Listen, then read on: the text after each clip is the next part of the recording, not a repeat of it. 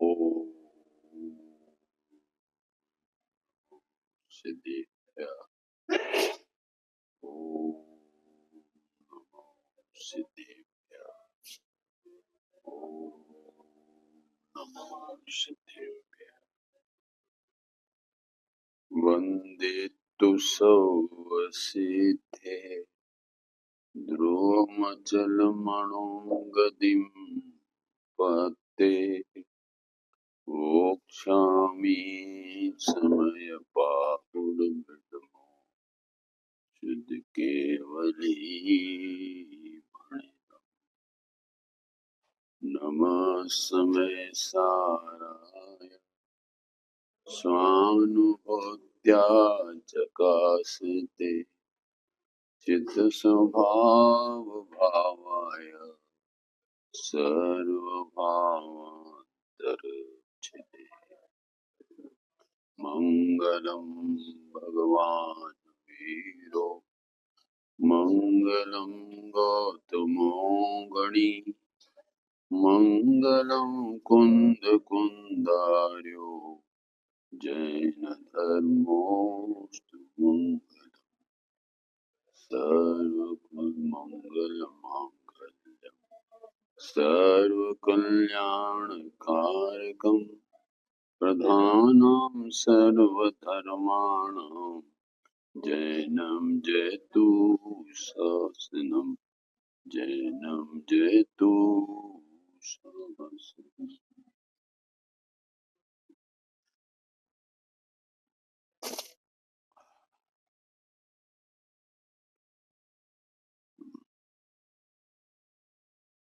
समय सार नामक परम अध्यात्म परमागम है।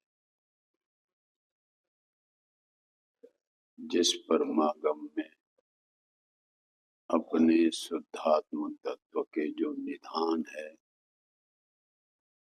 उन निधानों को यह बदलाने वाला और चित्त स्वरूप जो शाश्वत तत्व है उसको दर्शाने वाला, पुण्य और पाप दोनों भाव है ऐसा बताने वाला और कर्ता कर्म की भ्रांति को नष्ट करने वाला, ऐसा भव का भ्रमण मिटाने वाला, मोह की विध्वंसका को नाश करने वाला, ऐसा यह परमागम समय सार ग्रंथ है। इसको जो भी अति प्रीति पूर्वक श्रवण करता है, पठन करता है, मनन करता है, वो जीव को यह समय सार परमागम समय सारणी बना देता है।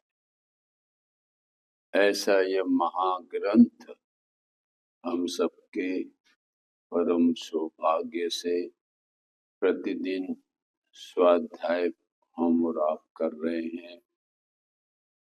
इस महान ग्रंथ के बारे में भी हमारे समय सार की जो स्तुति है, जिसको हम और आप पढ़ते हैं, उसमें यह बात लिखी है कि कुंद कुंद रचूं शास्त्र साथियां अमृते पूरिया ग्रंथाधिराज तारामा भावो ब्रह्मांड ना भरिया। जिसको समय सार स्तुति में किस नाम से संबोधित किया है? ग्रंथ नहीं, ग्रंथाधिराज, ग्रंथों का भी राजा। जिस प्रकार हम कहते हैं ना, क्या हमारे विधानों का भी राजा सिद्ध चक्र विधान है। जिस प्रकार से हम राजाओं की चर्चा करते हैं, तो हमारे विधानों में यह सिद्ध चक्र दिगंबर जैन समाज का राजा है कि जिस सिद्ध चक्र में हम और आपको सिद्ध चक्र का स्वरूप तो बताया है सिद्धों का, किंतु साथ साथ में उस सिद्ध चक्र में सम्मिलित होने का उपाय भी बतलाया गया। इसलिए उसको राजा नाम से संबोधित किया। जैसे हम कहते हैं ना कि फलों में यदि कोई राजा है तो आम है, ऐसा हम और आप सब संबोधित करते हैं। तो इसी प्रकार से ये ग्रंथों में भी महाग्रंथ है, तो ये समय सार महाग्रंथ है। इसको हम और आप सबने मोक्ष महल की प्रथम सीढ़ी कहो, धर्म की शुरुआत जिस सम्यक से प्रारंभ होती है और उसका उपाय आत्मानुभूति, स्वानुभूति, ऐसी विधि के अनुसार आचार्य कुंदकुंद देव और अमृतचंद्राचार्य देव ने इस समय सार में वह बतलाया है। इसलिए हमारा परम कर्तव्य होता है कि समय सार को पढ़ो, पढ़ाओ, श्रवण करो, श्रवण कराओ, सीखो, सिखाओ, मनन करो, मनन कराओ, ध्याओ, आराध्यो। ऐसी यदि हमारी परिणति हो जाएगी तो अवश्य हमारी परिणति में आत्मानुभूति का परिणाम परिणमित होकर, आश्रव से निवृत्त होकर हम और आप सब सम्यक रूपी सुख को प्राप्त कर लेंगे। ऐसा यह समय सार के प्रति जब तक महानता नहीं आएगी, अरे ये समय सार तो हमारा भव भ्रमण का मिटाने वाला परमागम है।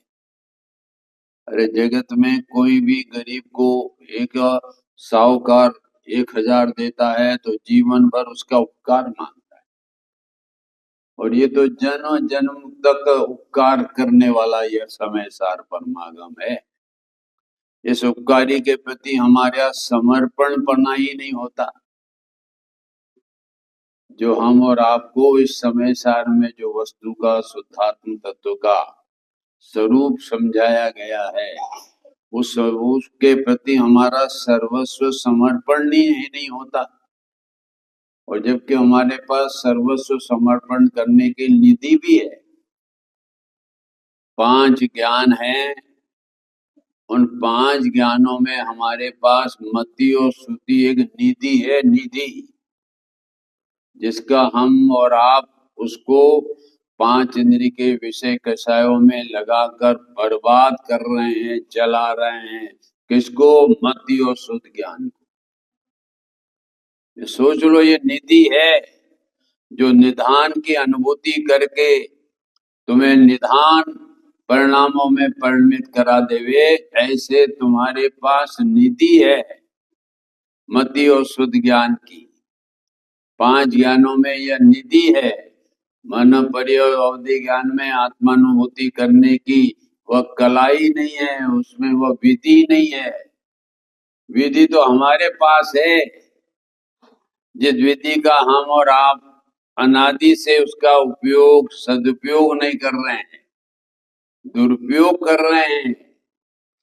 ये जरा विचारो आप कि हमारा मति शुद्ध ज्ञान जो निधि है, जो निधि की अनुभूति कराने में सहयोगी है, उस निधि का हम और आप सब सदुपयोग कर रहे हैं कि दुरुपयोग कर रहे हैं?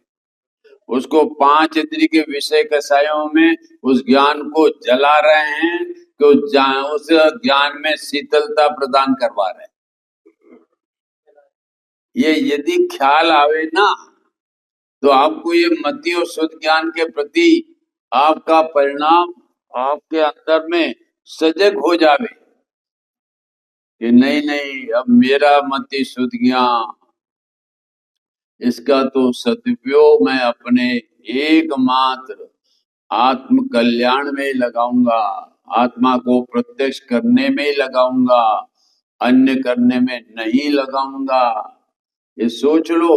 किंतु ऐसा मत सोचना कि मति शुद्ध ज्ञान की जो निधि है थोड़ा व्यापार में लगा दूं, थोड़ा हमारे घर में लगा दूं, थोड़ा समाज में लगा दूं, और जो बचेगा उसको आत्मा में लगा दूंगा तो तुझे आत्मा नहीं मिलेगा।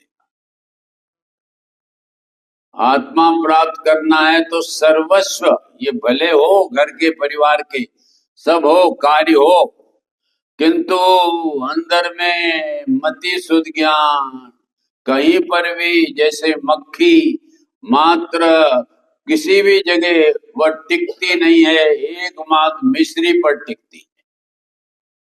जो मक्खी है सब जगह उड़ेगी, सब जगह बैठेगी, किंतु वहां पर वो बैठकर वहां से उड़ जाएगी, वहां बैठेगी नहीं। बैठेगी किस पर? मिश्री पर। ऐसा हमारा मति शुद्ध ज्ञान जगह जगह हो, किंतु उसमें अपनत्व, पर में अपनत्व और ममत्व न करके उस मति शुद्ध ज्ञान को अपने शुद्धात्मा जिसमें से वह निधि निकली है, उस निधि को निधान में लगा दोगे तो वह निधि निधान और समुद्र रूप हो जाएगी। ये है आपका कर्तव्य। क्या है ये सोचो। निधियां तो मिल गई, देव साथ गुरु मिल गए, ये समय सार जैसा परमागम मिल गया। अब इसको आत्मसात कैसे करें? तो उस आत्मसात करने के लिए आपके पास में मति और शुद्ध ज्ञान है, और इसको सर्वस्व समर्पण करना पड़ेगा। तब स्वानुभूति होगी, तब आत्मा प्रत्यक्ष होगा, तब आश्रव से निवृत्ति होगी और सम्यक्त्व की प्राप्ति होगी। उसमें कोई भी बंटवारा करोगे तो भाव हार जाओगे। ये बंटवारा करने वाला मति शुद्ध ज्ञान नहीं है, सर्वस्व समर्पण। एक बालक है और बालक स्कूल जाते हैं तो प्रत्येक माता पिता उसको टिप देता है। पहले तो हमें चवन्नी मिलती थी, अभी बच्चे को वर्तमान में 1 रुपया दे तो बच्चा बोलता पप्पा 1 रुपये का तो पान भी नहीं आता, तो 1 रुपया दे रहे हो टिप में। तो वह पिता उस बालक को 10 रुपया देता है और 10 रुपया लेकर वह बालक स्कूल की ओर जाता है, और स्कूल की ओर जाकर वह बीच में एक खिलौने की सुंदर दुकान देखता है, और सुंदर दुकान देखने पर उसे एक खिलौना पसंद आ जाता है, और पसंद आने पर वह दुकान में घुसकर वह दुकानदार से पूछता है खिलौना कितने का? बोले 100 रुपए का। बोले 100 रुपए तो नहीं है। तो सेठ, वो लड़का भी गोरा नारा खूबसूरत था, जिस पर वह मालिक फिसल गया, और फिसल जाने पर बोले तेरे पास कितना है? बोले 10 रुपया। बोले 10 रुपए का किलो। भाव नहीं किया उसने कि 5 रुपए में देगा, 7 रुपए में देगा, भाव नहीं किया। जितना था उतना सर्वस्व समर्पण किया। 10 रुपए, 100 रुपए का खिलौना, 10 रुपए में वह खूबसूरत बच्चे को देखकर वह मालिक उसको वह खिलौना दे देता है, और वह खिलौना लेकर जब वह बालक अपने घर पर आता है, और घर पर आकर जब वह हमारे माता पिता देखते हैं कि ये बेटा खिलौना ले आया, बोले कितने का? बोले 100 रुपए का था, किंतु मालिक ने मुझे, मेरे पास जितने रुपए थे वो मैंने उन्हें बताए कि मेरे पास तो 10 रुपए हैं, और वह 10 रुपए मैंने उन्हें समर्पित किया तो मुझे उन्होंने खिलौना दे दिया। माँ बाप तो लोभी तो होते हैं। तो दूसरा बेटा, अच्छा बेटा ये तू बेटा तू भी ये पैसा ले जा, 10 रुपये खुला नहीं है, 20 रुपये ले जा। और वह भी गया, और वहां पर भी उसने सुंदर खिलौने को देखा, और सेठ जी से पूछा कितने का? बोले 100 रुपए का। अरे सेठ जी, अभी मेरे छोटे भाई को 10 रुपए में दिया और तू मुझे 20 रुपए में कहता है, और मेरे 100 रुपए कहता है, मुझे ठगना चाहता है। तो बोले तेरे पास कितने हैं? बोले 20 रुपए। क्यों 20 रुपए? 10 रुपए ठगना चाहता है, 10 रुपए में दे। तो बोले तुझे खिलौना नहीं मिले। क्यों? कि तूने अपना जितना रुपया था वो समर्पण की तेरी भावना ही नहीं है। तेरी भावना तो भाव ताव की है, इसलिए तुझे खिलौना नहीं मिलेगा। और उसे खिलौना नहीं मिला, उसी प्रकार से हम और आपके पास में ये मतियो शुद्ध ज्ञान के 10 रुपए हैं। 10 रुपए निधान तो हमारा ज्ञान स्वरूप है, किंतु हमारे पास मात्र 10 रुपए। हरिश्चंद्र जी, अब वो 10 रुपए को कहाँ लगाना? ये 5 इंद्रिय के विषय कषायों में लगाओगे तो जलकर खाक हो जाए। और उस निधि को जिसमें से वो निधान में से आया है, उस निधान में वो 10 रुपए मति और शुद्ध ज्ञान निधि को लगा दोगे तो तुम्हारी परिणति में स्वानुभूति और आत्मानुभूति का परिणमन प्रारंभ हो जाएगा। ये है कमाल तुम्हारी निधि का। मति और शुद्ध ज्ञान तुम्हारे पास निधि है, उस निधि का ये कमाल है।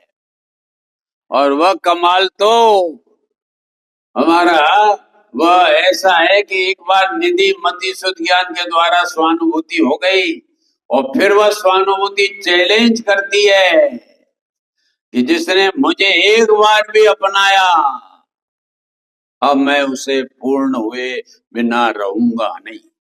और उसे वो केवल ज्ञान दिलाती। सोचो तो सही, ये मति शुद्ध ज्ञान की निधि आपको मिल गई और हम और आप सब सुबह से शाम तक उसका कैसा दुरुपयोग कर रहे हैं। और दुरुपयोग करने से आपको भविष्य अच्छा रहेगा, मिलेगा। आशा छोड़ देना। जो अपने मति शुद्ध ज्ञान का सदुपयोग नहीं कर सकता, उसका भविष्य अच्छा नहीं है, भविष्य अंधकार में। ये बात हम और आप समझ लें। जैन कुल में पैदा हुए हो, सच्चे देव सद्गुरु का समागम मिल गया, इससे कोई उद्धार और कल्याण हो नहीं जाएगा। ये जैन दर्शन जो विधि कहता है कि अपने मति शुद्ध ज्ञान को अपने शुद्धात्मा में जुड़ाओ, और ये शुद्धात्मा में अनुभूति को जुड़ाने से ही हमें स्वानुभूति होगी। ये बाहर की कोई दौड़ धूप से हमें स्वानुभूति होने वाली नहीं है। कितने भी व्रत कर लो, कितने भी उपवास कर लो, कितने भी दया पाल लो, कितने भी समय शिखर की यात्रा कर लो, ये हो, किंतु इनसे हमारी आत्मा की स्वानुभूति नहीं होगी। स्वानुभूति का यदि कार्य होगा तो मति शुद्ध ज्ञान से होगा, और वो तुम्हारे पास है। इसलिए कोई ये नकार न करे कि मैं जीवन में आत्मानुभूति नहीं कर सकता। वो नकार करने वाले का जैन दर्शन में कहते हैं कि जो नकार करता है उसे नरक में जाना पड़ता है, और जो हाँ करता है वो सिद्धालय में जाता है। वस्तु स्वरूप की जो हाँ करता है कि हाँ धर्म यही है, धर्म का स्वरूप यही है, और आत्मानुभूति का विधि यही है, मति और शुद्ध ज्ञान, तो वो उसका मार्ग। ठेकेदार साहब थोड़ा ठेकेदारी में, थोड़ा ब्याज के पैसे देने में हो, उसका नहीं, वो नहीं है, वह निषेध नहीं है, किंतु उसमें रस नहीं चाहिए। रस तो जो निधि का निधान है उसका रस होगा, तो ये तुम्हारी निधि स्वयं में हो, करना नहीं पड़ेगा निधान के सन्मुख, और वह स्वयं होकर तुम्हें निधान की प्राप्ति करा देगा। ये बाहर के विकल्प और ये कुछ भी शुभाशुभ भाव, पुण्य पाप भाव, कुछ भी हमारे आत्मा के हित के लिए, वह हमारे हित के लिए ये हमारे परिणाम है ही नहीं। ये बाहर की दौड़ धूप से हमारा अंतर का आत्मा प्राप्त नहीं होता है। ये अंतर का आत्मा तो आत्मानुभूति से प्राप्त होता है, अंतर्मुखी भाव से प्राप्त होता है। और ये अंतर्मुखी भाव प्राप्त कराने में हमारे ये मति और शुद्ध ज्ञान, ये हमारे दो निधि है, इस निधि से होगा। तो इसलिए हम और आप सबको जो इस समय सार में जो आत्मा को प्रत्यक्ष शब्द से संबोधित किया है, वो प्रत्यक्ष स्वानुभूति वाला जो ये शब्द डाला है, और उस स्वानुभूति के लिए हमारे पास निधि है, उसका आप सदुपयोग करो। और वह निधि मति और शुद्ध ज्ञान की है। इसलिए आप अपने जीवन में इसका प्रयोग करने का प्रयत्न करोगे। आप घर में रहकर कुछ भी करो, रोटी पानी सब करो, किंतु उसमें से हमारा जिस प्रकार से मक्खी उनमें फिटकड़ी और किसी में भी वह जाती है, रुकती है, पर वहां रहती नहीं है, ऐसा मति शुद्ध ज्ञान इन सब में होते हुए भी उनमें अहमपना, ममपना, कर्तृत्व और भोक्तृत्वपना स्थापित न करके स्वभाव में हमारा अहमपना और ममपना होगा, तो ऑटोमेटिक मति शुद्ध ज्ञान शुद्धात्मा की अनुभूति लेकर ही उठेगा। ऐसा हम और आप सब निर्णय करें, क्योंकि यहाँ पर समय सार में ज्ञानी विचार करता है, निर्णय करता है स्वानुभूति के लिए कि मैं एक हूँ, शुद्ध हूँ, निर्ममत्व हूँ, ज्ञान दर्शन से पूर्ण हूँ, ऐसा पहले विकल्पात्मक ज्ञान में निर्णय करता है, और फिर उस विकल्पात्मक ज्ञान को छोड़कर वो स्वानुभूति करता है, तो परिणति में वह सम्यक दर्शन ज्ञान चारित्र की प्राप्ति होती है और आश्रय से निवृत्ति। उसका हम और आप सब यहाँ पर स्वाध्याय कर रहे हैं, जिसमें हमारा दूसरा बोल आया था। कौन सा आया था दूसरा बोल? अखंड अनंत। तो कल उसके संबंध में कुछ बोला था, कुछ समझाया था कि आत्मा कैसा है। एक तो प्रत्यक्ष स्वाभाविक कहा, स्वानुभव में आ सके ऐसा कहा। अब दूसरा बोल कि अखंड अनंत, बोले इसका भी अनुभव करके आश्रय से निवृत्ति हो सकता है। तो ऐसा अखंड अनंत का कैसा से हमारे आश्रय परिणति में से आश्रय से निवृत्ति होगी? तो कहते हैं कि आत्मा यहाँ पर जो अखंड अनंत कहा है और एक अनादि के साथ अनंत कहा है। जो अखंड के साथ अनंत है वह भाव सूचक है, और अनादि के साथ जो वह अनंत है वह काल सूचक है। कि यह कब से था? बोले अनादि से था। यह आत्मा कब तक रहेगा? बोले अनंत काल तक। बीच में मरेगा नहीं, जिएगा नहीं। बोले मरना और जीना इसका स्वरूप नहीं है। इसका तो स्वरूप सदा जीवित रहना है। जीवित शक्ति के कारण यह सदा जीवित रहता है। मरने का कार्य और जन्मने का कार्य पड़ोसी इस शरीर का है, पुद्गल का है। और मैं तो इन पुद्गलों से रहित चेतन तत्व हूँ, अचेतन तत्व नहीं हूँ। ऐसे चेतन तत्व स्वरूप वाला होने से मेरा जन्म भी नहीं है और मेरा मरण भी नहीं है। ऐसा किसके बल से आप जन्म मरण का निषेध करेंगे? बोले अनादि अनंत के बल से। ये अनादि अनंत को स्वीकार करोगे तो अंतर परिणति में जन्म और मरण का स्वरूप ख्याल आकर मरण का भय मिट जाएगा। नहीं तो हम तो मरण सुनते ही हमारे तो रोंगटे खड़े हो जाते हैं, हमारा चप्पा चप्पा कांपने लगता है, कंपायमान होने लगता है। मरा मरा, और ये कैंसर आ गया तो अब तो 6 महीने में ही मर जाऊं। उस बीमारी का निषेध करने के लिए अपने में शक्ति लाना हो तो कौन सी लाना? कि मैं अनादि अनंत, ये शक्ति लाना। समझे? कोई पति मर रहा हो और पत्नी कहती हो, वो रोने लगती है, तो रोती क्यों है? तो मैं जिंदा हूं तब तक तेरा कोई माल बाका नहीं कर सकता, किंतु आप जिंदे कब तक? मैं तो आपके मरने के बाद के लिए रो रहा हूं। समझे? वो जो है वो वे तुम, मैं तो वो जिंदा हूं, मैं तो क्यों रो रहे? अरे भैया तुम्हारे अभी के लिए नहीं, तुम्हारा देह छूट जाएगा तब मेरा क्या होगा उसके लिए रोना आ रहा है। किंतु उस समय यदि ज्ञानी धर्मात्मा पहुंचे तो उसे वह क्या घूटी देगा, कौन सा नमोकार मंत्र पढ़ाएगा? क्योंकि नमोकार मंत्र में तो पदों को नमस्कार किया है, तो कौन सा मंत्र देगा? वो ज्ञानी धर्मात्मा यह मंत्र देगा, तू तो अनादि अनंत तत्व है, अजर अमर तत्व है, तेरा मरण होने वाला नहीं है, तेरा जन्म नहीं होने वाला है। ऐसा अजर अमर तत्व और अनादि अनंत का वह मंत्र सुनकर उसके आत्मा में यह अजर अमर और अनादि अनंत का मंत्र स्वीकार करने पर उसमें अमरता आ जाती है, मरण का भय नहीं रहता। नमोकार मंत्र से भी महामंत्र मरण के समय कौन सा मंत्र देना चाहिए ये सोचो। क्या शेर जी?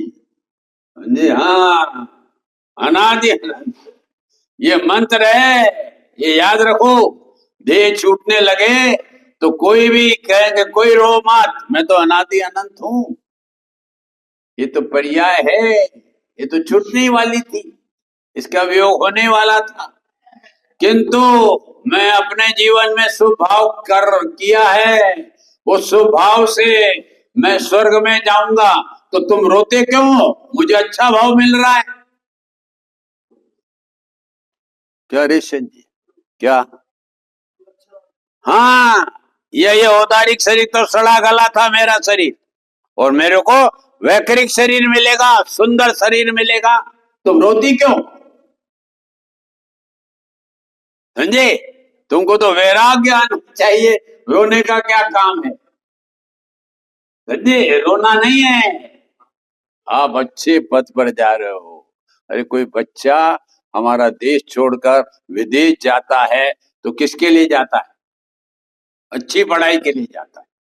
बोलो माँ बाप रोते हैं, वो मोहम्मद का थोड़ा आंसू बहाते, किंतु रोना नहीं है, उनको अंतन में हर्ष भी है कि मेरा बेटा आज विदेश में पढ़ने जा रहा है। ऐसा ही हमारा पति वो विदेश में वो अच्छा जीवन में शुभ भाव किया तो देवगति में जा रहा है, और देवगति में अपना काम जल्दी करेगा, इसके लिए रोना नहीं, शोक होगा, किंतु वैराग्य पूर्वक होगा कि हमें और आपको भी एक दिन इस देह छोड़कर अन्य गति में जाना है, तो हम अपनी तैयारी कर लें, और वैसी तैयारी करें कि जिससे हमारा परिवार भी हमारे जीवन के आदर्शता को देखकर समझकर वह भी उस जीवन वाले परिवार वाले उस आदर्श पर चलने लगे। ऐसा जीवन बनाओ जैन कुल में आकर,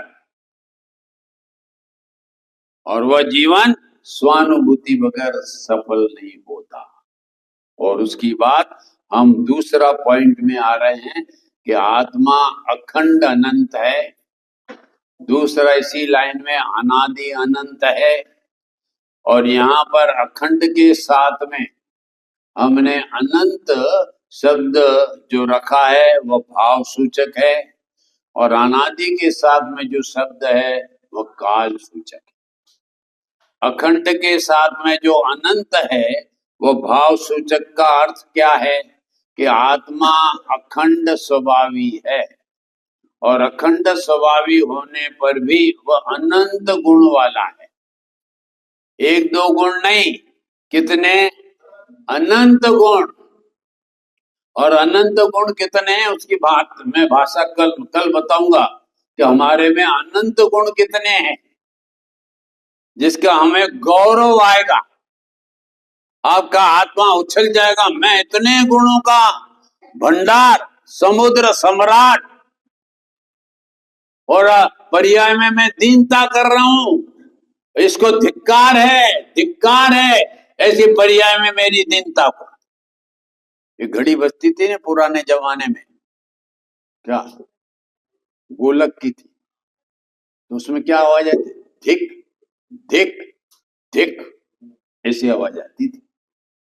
वो क्या आवाज हमें क्या संबोधित करती थी कि यदि आत्मा का अनुभव नहीं किया, सम्यक प्राप्त नहीं किया, देख देख देख, धिक्कार है तेरे को, अनंत बार धिक्कार। क्या रे जी, अरे एक एक चीज संबोधित करती है हमको लाला, हम उसको समझ ही नहीं पाते। ये गोलक क्या कह रही है हमें, क्या पिताजी? हाँ, ये जीवन धिक्कार करने के लिए नहीं मिला है, ये जीवन आदर्श बनाने के लिए, सम्मानित होने के लिए मिला है।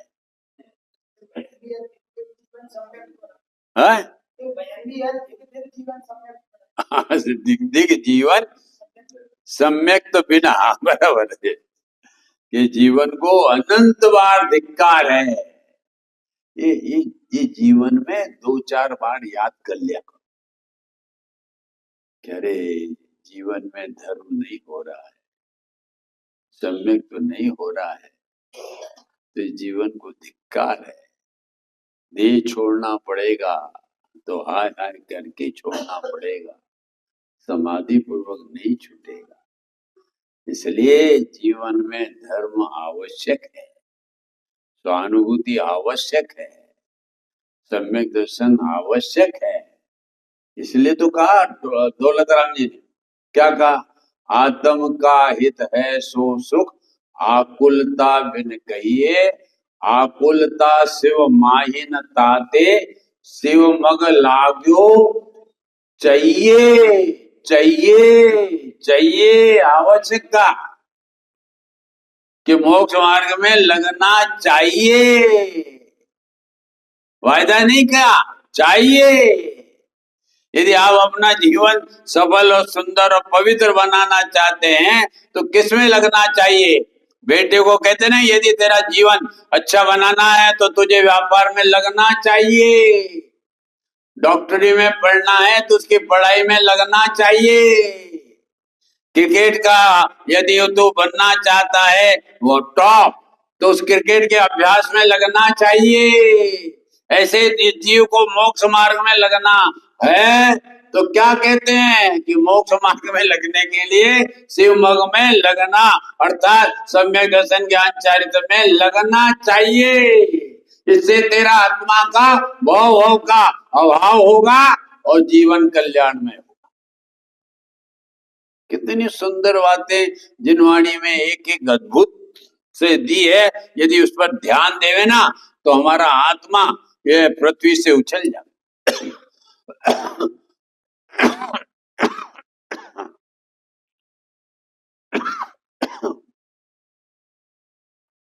तो हम और आप सब इस 73वीं गाथा का जो दूसरा बोल आया है, आत्मा अखंड अनंत है, दोनों शब्द डाले कि आत्मा अखंड होकर भी अनंत है और गुणों की अपेक्षा अनंत होने पर भी वह आत्मा में वह गुण बिखरे हुए नहीं है, किंतु वे सब गुण अखंड रूप से उस आत्म द्रव्य में हैं। इसलिए आत्मा को अखंडानंद कहा जाता है। अखंडानंद कहने का यह प्रयोजन है। दूसरी भाषा में कहे कि आत्मा एक स्वरूप है और गुणों की अपेक्षा से अनेक स्वरूप है, क्योंकि गुण अनेक है, किंतु अनेक गुण होने पर भी वह आत्मा अनेक रूप नहीं होता, किंतु आत्मा एक रूप रहता है। ऐसा हमारा भगवान आत्मा का स्वरूप है, या अखंड अनंत। क्यों कि हमारे 5 भावों में जो 5 भाव हैं, उपशम, क्षयोपशम, हमारे औदायिक और हमारे इच्छाई, और एक 5वां परिणामी। बोले 5 भावों में 4 भाव खंड खंड रूप हैं। क्या नाम याद है सेठ जी? औदायिक, औपशमिक, क्षयोपशमिक और इच्छाई। ये तत्व सूत्र के दूसरे अध्याय का प्रथम सूत्र है। ये पांचों भाव में से हमारे 4 भाव खंड खंड रूप हैं। उत्पन्न होते हैं और विलय को प्राप्त होते हैं। औपसमिक भाव थोड़ा समय के लिए होगा और विलय हो जाएगा। धर्म का क्षोभसमिक भाव होगा, क्षायिक भाव होने पर विलय हो जाएगा। और क्षायिक भाव भी अनादि अनंत नहीं है, वह भी समय समय उत्पन्न होता है क्योंकि पर्याय है, तो वह भी खंड खंड है। किंतु इन चार खंडों के आश्रय से हमारा अखंड अनंत आत्मा अनुभूति में नहीं आ सकता। क्या नवीन जी? चार भावों के आश्रय से हमारा अखंड अनंत आत्मा अनुभव में नहीं आ सकता, क्योंकि खंड खंड के आश्रय से अखंड आत्मा कैसे पकड़ में आएगा? समझे? ये चार भाव, और नियम सार में 50वीं गाथा में कहा कि यह चार भाव से हमारा कारण समय सार भगवान आत्मा अगोचर है। इन चार भावों के आश्रय से हमारा भगवान आत्मा परम पारणामिक भाव अनुभूति में नहीं आ सकता। क्यों? कि यह खंड खंड भाव। अखंड आत्मा को यदि पकड़ना है तो हमारा उपयोग सारे तरफ से हटाकर पुण्य भाव, पुण्य सामग्री, पुण्य कर्म, फललक्षी ज्ञान, इन सब से हटाकर हमारा अखंड अनंत आत्मा की तरफ हमारा उपयोग और वह परिपूर्ण रूप से जोड़ेंगे तो हमारी परिणति में अखंड धारा बहने लगेगी, ज्ञान दर्शन चारित्र की।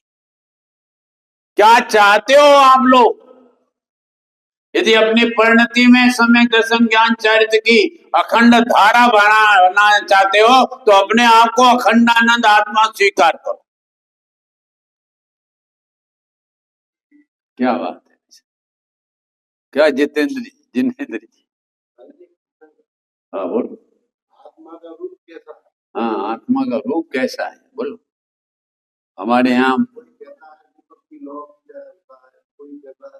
बोलो कैसा कहता है? दीपक भी लोग और कैसा कहता है?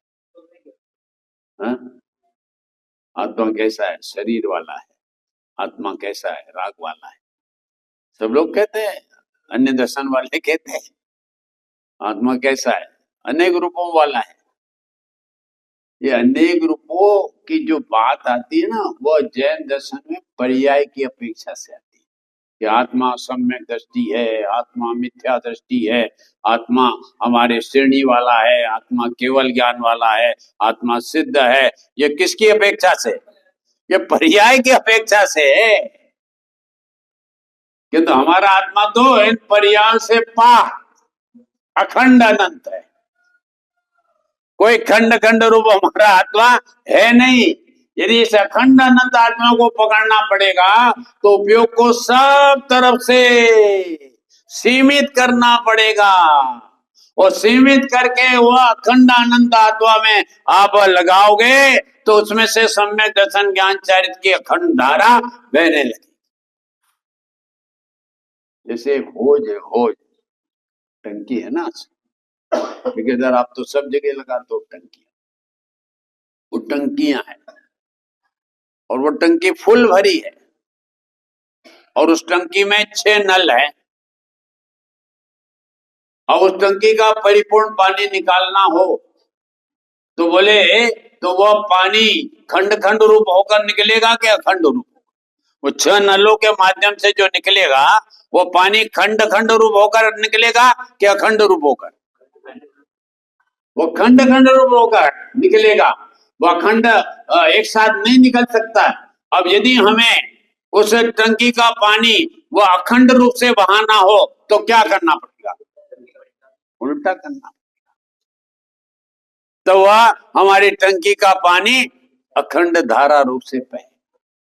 उसी प्रकार से हम अपनी परिणति में सम्यक दर्शन ज्ञान चारित्र की अखंड धारा बहाना चाहते हैं तो क्या करना पड़ेगा कि ये हमारा मति और शुद्ध ज्ञान का उपयोग 5 इंद्रियों और छठे मन से हटाकर वह आत्मा अखंड अतीन्द्रिय ज्ञान स्वरूपी है उसमें लगाओगे तो उसमें सम्यक दर्शन ज्ञान चारित्र की अखंड धारा बहने लगेगी। अखंड धारा बहना ना हो तो अखंड आत्मा का आश्रय चाहिए।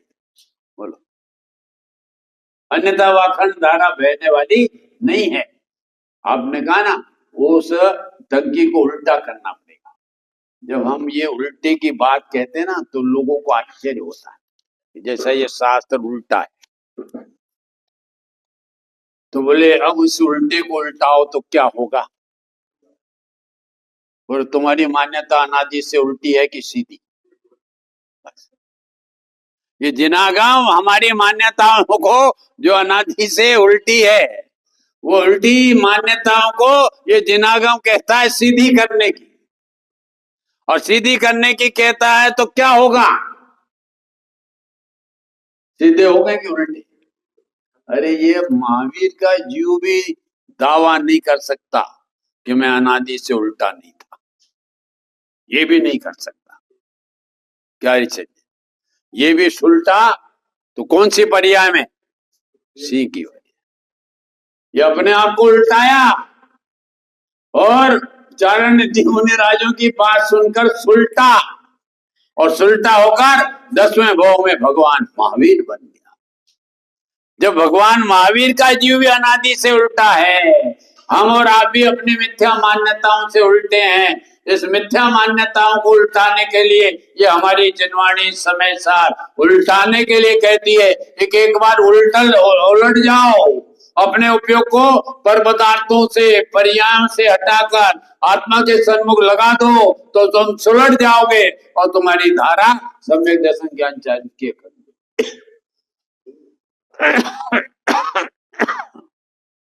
बोलो साहब, टाइम तो हो गया आपका। तो आज तो हम और आप समझो, आज ये अखंड अनंत शब्द हम और आपको क्या संबोधन करने के लिए आचार्य ने इस समय सार में रखा है। वो इसलिए रखा है कि तुम अपने मति और शुद्ध ज्ञान को जगत के सब पदार्थों से हटाकर एकमात्र अपना अखंड अनंत जो भगवान आत्मा है उसमें लगा दो, तो तुम्हारी परिणति स्वयं वह सम्यक दर्शन ज्ञान चातुर्य की परिणमित होने लगेगी। ऐसा अखंडानंत शब्द से हमें संबोधित है। इसका और भी अपन विस्तार से चर्चा कल करें।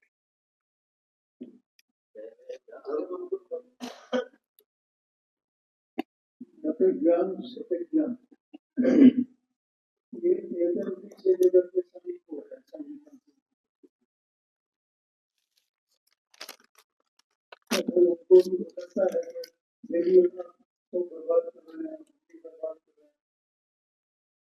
नहीं हो सकता, वो क्या हो सकता है?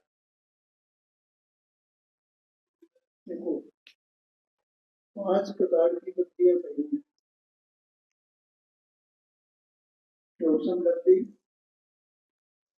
विशुद्धि वृत्ति, चेष्टा वृत्ति, प्राय वृत्ति और सरल वृत्ति, 5 प्रकार की वृत्तियां है ना। तो ये पहले प्रकार की शोषण वृत्ति हम जो संगीत पंचेंद्री रस पर्याय के मनस पर्याय के है, इनके पास ही शोषण वृत्ति है। मति ज्ञान सूत्र देखो, अभी केवल ज्ञान तो है नहीं, तो अवज्ञान मना पड़े ज्ञान से आत्मा मान वो भूता नहीं, समय प्रश्न मति ज्ञान शुद्ध ज्ञान होगा। तो ये मति ज्ञान शुद्ध ज्ञान जो ऐसा कौन सा ज्ञान है? शायद ज्ञान है, शोषण ज्ञान है, शोषण ज्ञान। तो इसी को शोषण वृत्ति कहते हैं। शोषण वृत्ति का परिभाषा है कि इसके द्वारा ज्ञान के द्वारा शोषण के द्वारा तत्व का विचार किया जा सकता है। स्व क्या है, पर क्या है, क्षेत्र क्या है, स्वास्थ्य क्या है, उनके स्वरूप का विचार किया जा सकता है। ऐसी गति अपने पास है, लेकिन से लेकर के संगी पंचेंद्र तक के पास ऐसी सुविधा, ऐसा सूक्ष्म ज्ञान नहीं है। इसलिए यहाँ सूक्ष्म ज्ञान तो अवधिज्ञान माना पड़ेगा, सूक्ष्म ज्ञान तो अपना जो लेकिन वो मत ज्ञान शुद्ध ज्ञान वही काम आने वाला है ना। तो अभी भाई ने बोला था कि ये अपन इसको बर्बाद कर, किधर लगा रहे हैं? माने क्षोभ समृद्धि तो है, उसी क्षोभ समृद्धि को हम बर्बाद करने में लगे। अब वो अपना जीवन चलाने के लिए जितना भी जगह था वो लगे, उसमें कोई बात नहीं, लेकिन उसको बचा करके काय के लिए उपयोग करना है अपने आप। हाँ, तो आत्मा का स्वरूप कैसा है, अब ये प्रश्न, आत्मा कैसा? अरे जन्माने में दिया हुआ भैया, हम स्वाध्याय नहीं करेंगे और पंडित जी बता भी दे तो उससे क्या होगा? अभी ये जो चल रहा है 73 नंबर की गाथा चल रही है, इसमें क्या क्या किया? आत्मा का स्वरूप बताया। 38 नंबर की गाथा, उसमें क्या बताया? अरे एक एक गाथा बता रही है कि आत्मा का स्वरूप क्या सब है, उसके लिए अभ्यास करना पड़ेगा ना। तो आप समझ रहे हैं? हाँ, बोलते हैं कि आत्मा नहीं, वो मतलब ही नहीं है, मतलब हमने देख लिया सब। अब एक बार इसको देखो ना, और उसको भी हमने कुछ देखा नहीं, वो सुन लेते हम, बस इतना ही है। अभी हमने निर्णय किया है क्या कि ये बोलना है वो सच्चा है झूठा है, और यहाँ भी हमने निर्णय नहीं किया है। हम पक्षपात से ही मान रहे हैं कि हाँ ये हमारा सच्चा है और वो झूठा है, ये तो पक्षपात है। पक्षपात से क्या होता है? इसलिए वो स्वयं निर्णय करो, तब वो पता चलेगा कि आत्मा ऐसा है कि नहीं। 38 नंबर की गाथा होता है ना, को कंशुद्धो नाण दंसम वयो सदा, बस ये आत्मा का स्वरूप है। एक हूँ, शुद्ध हूँ, ज्ञान दर्शनमय हूँ और अरूपी। अब वो उसको व्याख्या उसकी बाद में की जाएगी, अभी उसका समय नहीं है। मैं तो केवल वो सूक्ष्म ज्ञान, सूक्ष्म मंदी के बारे में बता रहा था। तो अपने मध्य ज्ञानावरणी और श्रुत ज्ञानावरणी कर्म का ऐसा सूक्ष्म हुआ है जिससे अपने आप ज्ञान है उसमें ऐसा उसका विचार किया जा सकता है। ऐसा समझ आइए, अपने पास ये मौका मिला है। हाँ, ये अपने लिए एक रिवार्ड है, लेकिन तो दूसरे जीवों के लिए नहीं। ऐसा